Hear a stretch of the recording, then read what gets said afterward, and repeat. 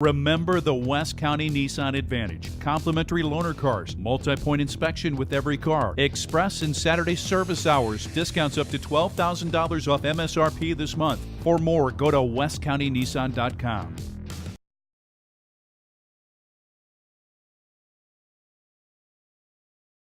Welcome back to 101sports.com with Chris Duncan. I'm Brian Stully and Dunc.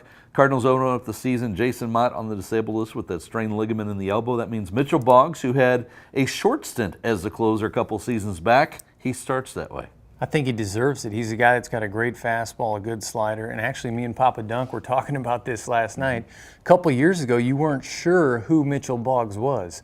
He got opportunities to start, he got opportunities to close at times, he got opportunities in the 8th inning, but I think now we know who Boggs is. He's developed as a pitcher, he's thrown harder than he's ever thrown, his slider looks great, and I think after what he did last year, getting all those holds, he knows how to pitch in big games, and I think he'll fill the job nicely. We bring it up, not only do the Cardinals, Mike Matheny and company know who Mitchell Boggs is, Mitchell Boggs knows who Mitchell Boggs is. That, as much as that demotion hurt him and was frustrated when he went down to Memphis, he grew a lot through that, and we've seen him mature just with his approach and ability going out here the last season and a half. So in that regard, I still think the Cardinals are solid. You've got Boggs in front of him.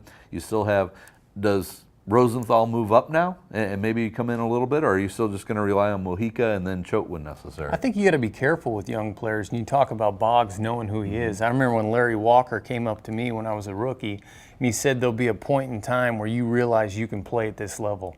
I think when you're a young player, you know you're good enough to get there, but are you good enough to stay? And I think Boggs realized that he's good enough to stay, and his stuff plays in the big leagues.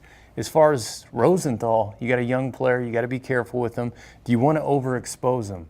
Think about a young pitcher getting a chance to close, and when he blows that save, what happens to him mentally? Right. I don't think you want to do that with Rosenthal.